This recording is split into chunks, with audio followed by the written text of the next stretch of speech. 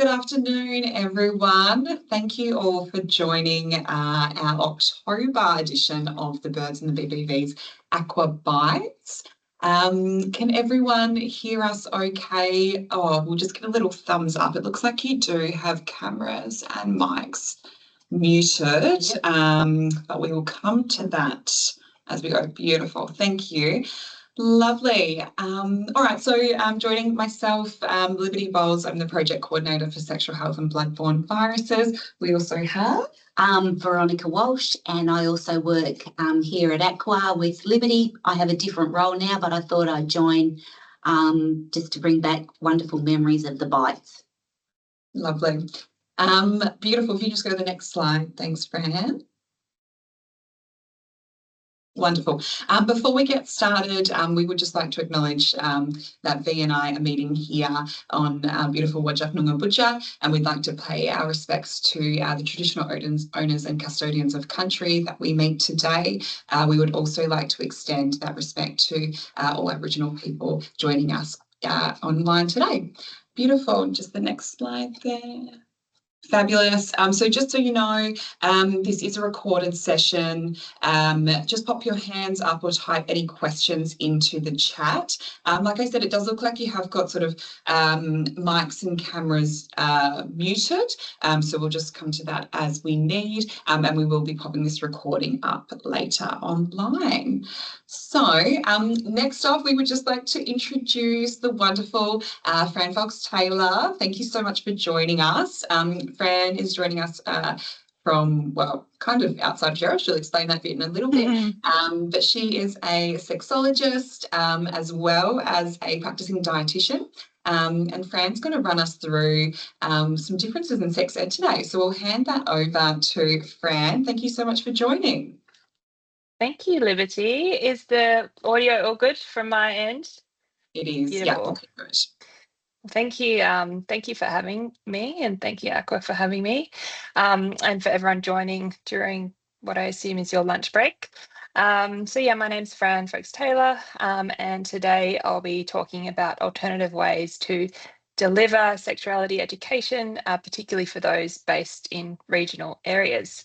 And I did do an abridged version of this presentation at the World Association for Sexual Health Conference in Brisbane in June. So apologies if you were there and have heard some of this content before, but you know, the room wasn't that big, so I'm sure I'm pretty safe.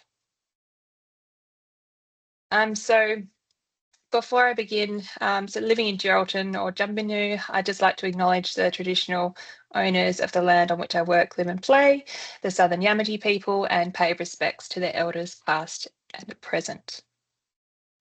So a bit about me. I've been working as an accredited practicing dietitian for about a decade, and so in more recent years pursued my passion for sexology.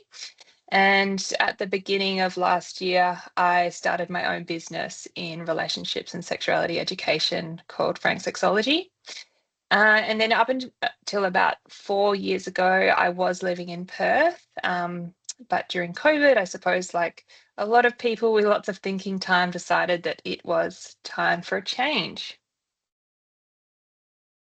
So, yep, I moved up to Geraldton. Gero is about 420 kilometres north of Perth, and it's situated in the Midwest region.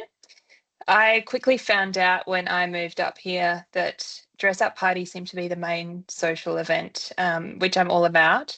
So here I'm donning my homemade vulva outfit, which was generally well received by my peers, but I was mistaken for Mother Teresa a few times, but I quickly corrected them. So while I am based in Gero, my family home is actually another 200 kilometres away, northeast on a sheep station, and it's where I am at the moment actually visiting. So this is Ewan Station, and I grew up here. So I was here until I was 12 years old, and then I moved to boarding school in Perth. So I guess the reason I'm saying this is, while I know what it's like living regionally, I also am very sort of well versed in more isolated areas, and I know that the attitudes and values in rural areas can differ to those in metro areas. So this, I guess, leads us to the topic of today. So looking really at alternative approaches to relationships and sexuality education. As a dietitian, I've worked in the education space for about 7 years, delivering cooking and education workshops through Food Bank. So when I started in the sexology space, I think my instinct was definitely towards a more hands-on approach. And ironically, I'm not very big on doing presentations, except for this one, of course. But I think, this stems from, I guess, seeing how impactful other forms of education can be. So, lots of interaction and storytelling, movement, humour, and just having that relaxed environment can be so impactful when teaching new information, and people actually retaining and applying that information as well. And that's not, just me going off vibes. I suppose we know from research that typically people remember about 10 to 30% from a standard PowerPoint. So I guess staying true to my word, and we'll see how we go doing this, I'd like to get you all involved in some way. So don't worry, you don't have to, turn your cameras on or your mics on if you don't want to, but you're very welcome to. So what I'd like to hear is, I guess, where you're all from, your professional background, if you'd like to share that, and your name, but with a twist. So sometimes when I need to warm up a group, I will ask them to introduce themselves, but choose a word related to sexual health, which is starts with the same letter as their first name. So, for example, I might be Foreplay Fran, and then I might, someone else might be Testicle Tom, etc. So if you would like to just take a moment to write these in the chat, we can just, see who's joining us today. Ooh. Or you can put your hand up.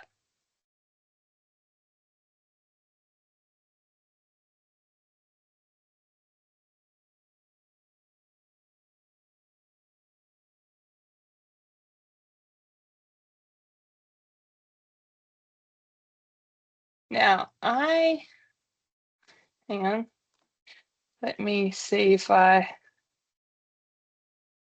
can see them coming through on the chat there.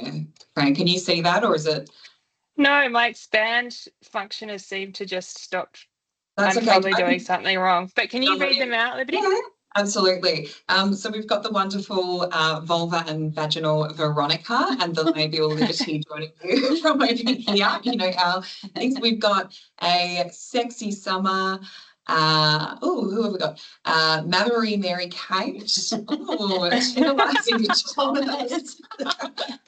Hello, I am Fallopian Fifi from Derby, school health nurse on a contract from Victoria. Oh, welcome. Welcome, love Fifi. that. I love that. Awesome.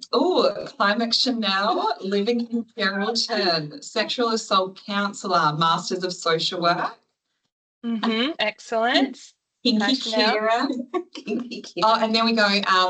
Mary Kate, who was Maverine Mary Kate, I believe. I work in Geraldton as a public health nurse. Oh, and Ellie, erogenous Ellie, purple-blue sexology background. Thank you.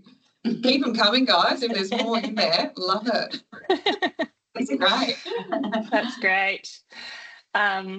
Cool. Well, thank you, everyone, for introducing yourselves. That was great. Maybe we'll revisit if there's any more that come through. So moving on. So just a bit of a warning here. This presentation does include excessive clitoris content. And look, I'm not sure if I chose the clitoris life or if the clitoris life chose me, but for one reason or another, clitoris awareness has really been a big part of my focus and passion as an educator. I think a lot of it stems from the fact that the clitoris wasn't fully mapped or found in any anatomical textbooks until 2005, which is wild. And, you know, majority people in the public might look at a clitoris model and they have no idea what it is. And I guess why would they? We're not taught this stuff in school. And we're not taught this stuff as adults as well. So I've really made it my mission to, you know, chuck a clitoris on all my merchandise, and I include clitoris anatomy in pretty much every single one of my workshops, whether it kind of ties in or not. And my hope and dream is that one day we will see clitorises graffitied in train stations just like we see dick and balls.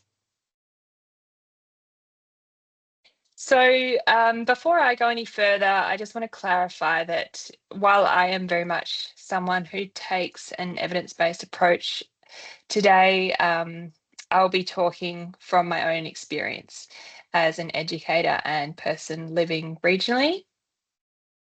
So what is it like being a sexual health educator in a rural area? Firstly, you do get a lot of funny looks at market stalls. That could just be my Merry Clitmas merchandise that I've got here. So this was at the annual Christmas markets in Geraldton last year. But I guess in all seriousness, people do see anything related to sexual health or the word sexology, and they will raise their eyebrows. You know, it is something different. And this could be curiosity, maybe it's confusion, and it could also be disapproval.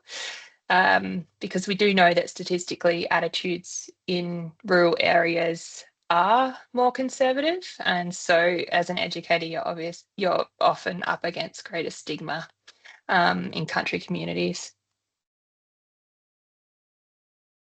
So secondly, being a rural educator means reaching people is often significantly more challenging. Outside of Geraldton, delivering programs face to face can be particularly difficult. The Midwest region is a large area of land, just like most other regions in WA. So it's marginally smaller than Italy, it's bigger than New Zealand, and it's bigger than the UK. So for me as a small business owner and being one of the only professionals doing what I'm doing in my region, reaching towns and communities outside of Geraldton has to be done either through telehealth, or an organisation or group has to be willing to pay for my travel and accommodation. And that can be pretty expensive. And lastly, the thing about regional living is that anonymity is certainly not guaranteed. So someone might want to attend my group programs or ask me a question at a stall. They might want to go get an STI check even, but they don't want others to know or to find out, you know, that the person that performed their last pap smear is also captain of their netball team. You know, and I know someone who this has happened to, so it does happen. And this can definitely be a barrier to getting the right information and care. So in short, being a rural sexologist means that generally stigma is a bit higher, access is lower, and everyone knows your business.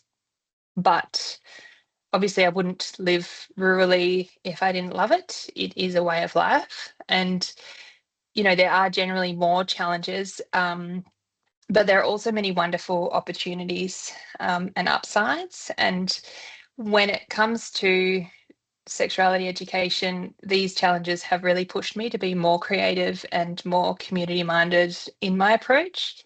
And those two things have truly improved the way that I deliver information. So what does community sexuality education look like in reality? It can look like this. So I'm at a women's expo in Geraldton last month, giving out some free education and resources to passers-by. It appears in that photo that I'm giving the external part of the clitoris a good poke. It also looks like this. So this is a picture of me at the local pub, co-hosting a sex ed quiz night. which did take some of the regulars by surprise, but, generally went down a treat. And I suppose by bringing education to the community and in a more informal environment as well, you can really meet people where they're at, in both, I guess, a literal and figurative sense. And in this way, those more stigmatized topics can be normalized and awareness can be raised in a more passive, sort of non-threatening way. And that can be very effective in those more conservative areas. It can also encourage those more organic conversations and, at the very least, people can be curious at a distance. They might just smirk or laugh or raise their eyebrow, but I guess the point is that it is all engagement, and if people are engaged, they are being educated. A big part of my work has been in collaboration with local businesses. So I've worked with several existing organisations in the Midwest, like with one of my fellow sexologists in town, Mel Meyer, with the local Women's Wellbeing Clinic to run a wellbeing sexual health program, even the local art studio to run vulva and clitoris themed paint and sip education nights. And I think by teaming up with those existing trusted organisations, I'm not only reaching people I might not have otherwise, but it also means that there's a baseline of trust from community members attending these programs because they're familiar with those organisations. So as a sexuality educator, this can help to strengthen my credibility. So living regionally and working for myself, I've also found it quite important to connect myself with other sexologists from around Australia. And, this isn't only important for morale, but it does broaden, I guess, my understanding of current issues in this space. It teaches me to be a better advocate and, opens up opportunities beyond little old Gelton. So, it's so fine to keep a low profile, but I think whether it's, being on a committee or volunteering to edit a newsletter or joining a supervision group, being part of something bigger, I believe, is such an integral part of thriving or just staying sane in a rural area, particularly, if you're really isolated. So this is an image of me and some of the BlueMed team. So BlueMed is the peak advocacy body for relationships and sexuality education in Australia. So we delivered a workshop together at the WAS conference in June. So be the education. I found this a surprisingly effective way to provide education just sort of day to day, whether it's, wearing a hat with a clitoris on it or leaving a book called Flip Through My Flaps on my coffee table or, dressing up as a vulva for a party. As an educator, you do have the opportunity to start these conversations every day with friends and family or curious strangers. And I think, it's not a paid gig, but, if you are passionate about sexuality education, making it part of your life and your clothes and your household is an excellent way to initiate discussions. So if you're passionate about sex ed, I encourage you to infiltrate. So for half the week, I work at the hospital in town as a dietitian in aged care. And, arguably that doesn't have a lot to do with sexology. And I've still found infiltration quite doable.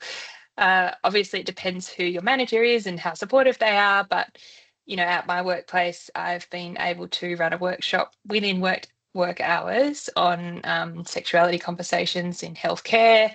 I've encouraged my work colleagues to get on board with events like Trans Awareness Week or Wear It Purple Day. I've got a supply of pronoun badges that anyone can have if they want. So, it might be a bit more chill in rural areas than metro areas, but I really believe that there's opportunity in any workplace.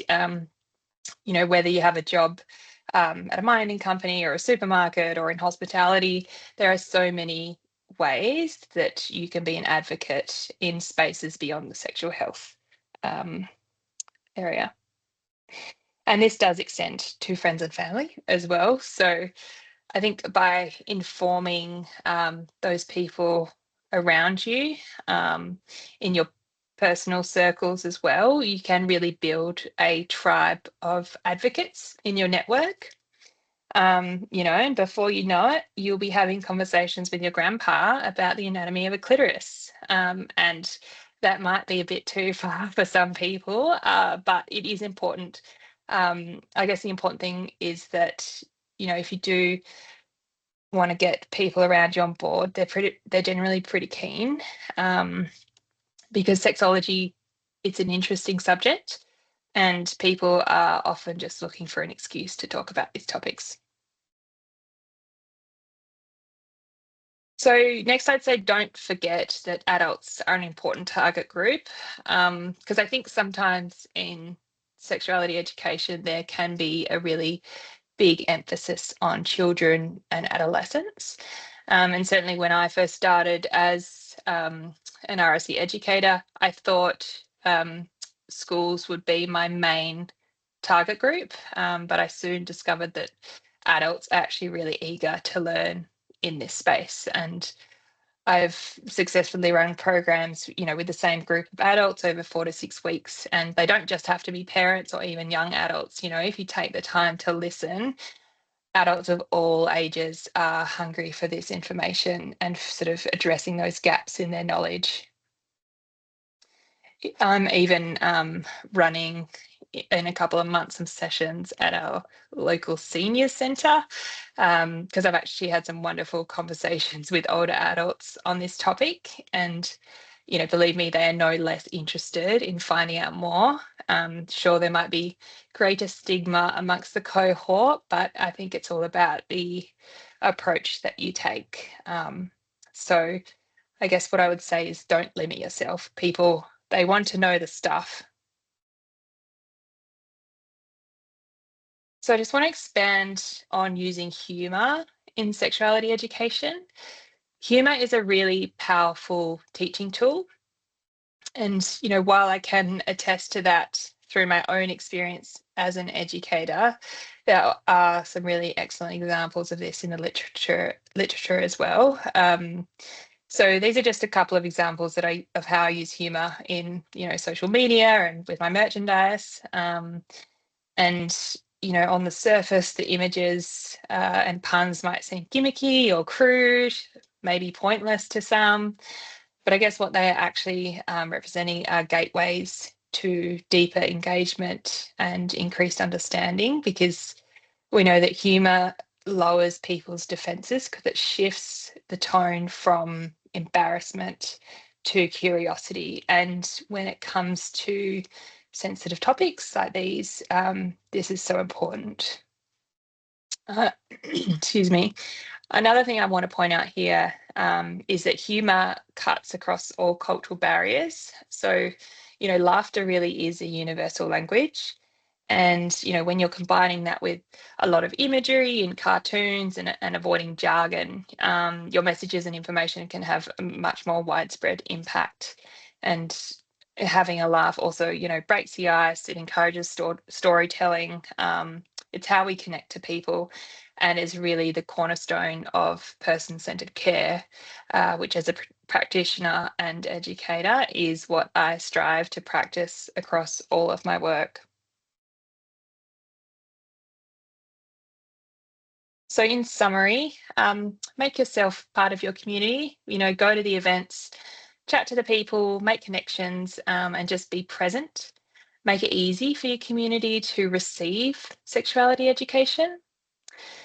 Team up with local businesses and organisations. Involve yourself in groups beyond your town. I cannot tell you how many positive flow-on effects this will have in strengthening your networks and just getting your messaging out there. Embody the messages you feel passionate about, and involve your workplace, involve your friends and your family. Expand your target group. So, people of any age are open to being educated in the sexology space and can definitely benefit from it. And lastly, be playful, be creative, and don't be afraid of making a joke or a pun or just using a quirky analogy in your educational content. Because I guess, at the end of the day, if people are curious and if they're laughing and having a good time, they are engaged, and engaged people are more receptive to learning. They're more likely to walk away with improved awareness. And let's be honest, that sexual health information delivered with humour does make the messages more sticky, so people remember it. Thank you. Thank you, Fran. That was so wonderful. Thank you. Great. Does anyone have any questions at all? I also would just like to acknowledge we've got Ecstasy Esperance, Sexual Health, and Max, registered nurse at Pop Health in Derby. And then we've got Central Chanel, chronic disease nurse, also up at DARS in Derby. Lovely. Love it.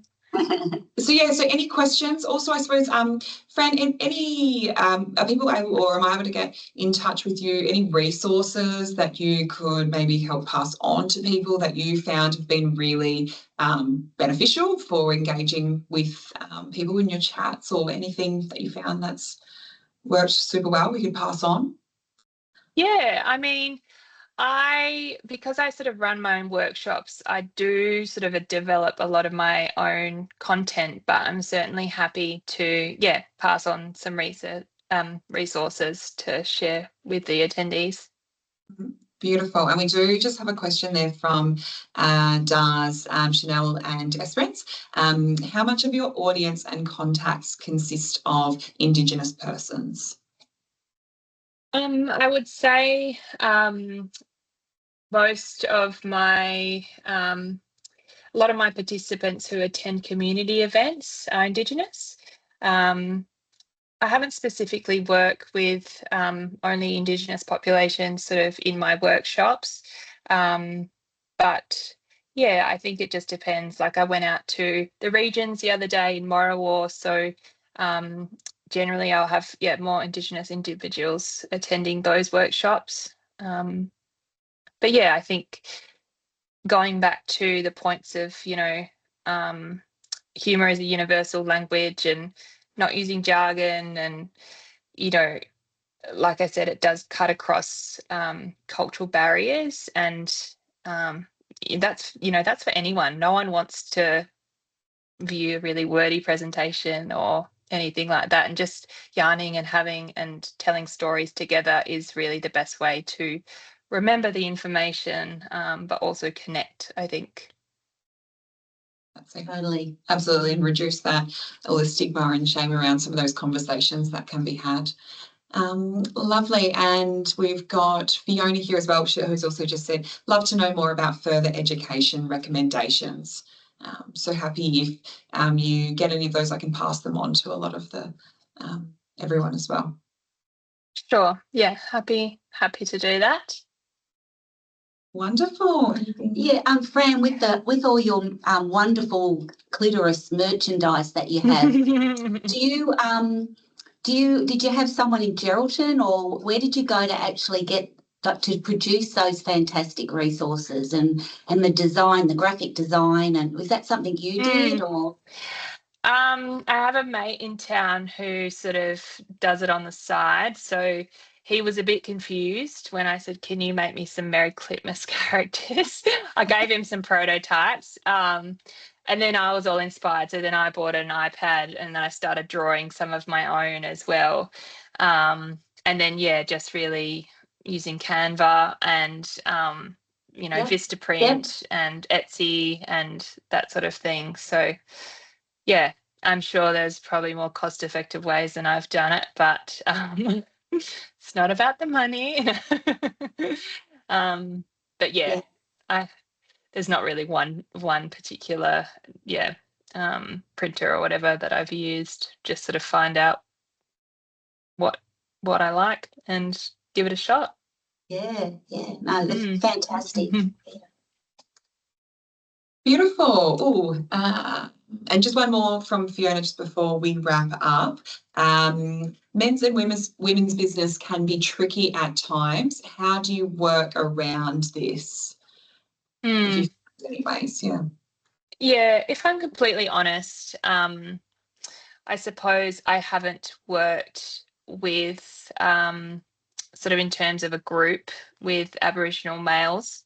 And so I haven't really had to navigate that. And the people that have attended my workshops are, I guess, generally, yeah, it's not an issue that's sort of come up, but I know that as I travel more into the regions, particularly, it will be something I navigate, and that will just be, getting in touch with a local elder, sussing out what the go is, having someone present, what's appropriate, what's not appropriate. Um, so I think I'll just navigate that as I go. Mm. Yeah, I think you hit the nail on the head there, Fran. It is about checking into where you're going, because everywhere is different, Yeah, and not assuming as well that. exactly. Yeah, so I've certainly learnt that myself, but definitely finding out that information before you present somewhere is so important. Yeah. Exactly. And I would do that anyway, particularly if I'm going to, any communities or anything like that. I would get in touch with locals prior, because, there's lots of information that you need to find out beforehand. Yeah. Yeah. Got some great feedback. Yeah, heaps of nice feedback. I'll just quickly read them out. Chanel, a wonderful presentation. Thank you so much. Kelly, we've got fantastic presentation. Oh, Kelly, it's really cool. I'm just saying. I love it. And Fiona, wonderful. Thank you for a great presentation. You are very inspirational. What a lovely that's way kind. to end the talk. Thank you all so much for joining. Thanks again to Fran. And we'll all be in touch. We'll pop this online, so please feel free to share around, and we will send this out to everyone once it's up. Wonderful. All right. Thanks, everyone.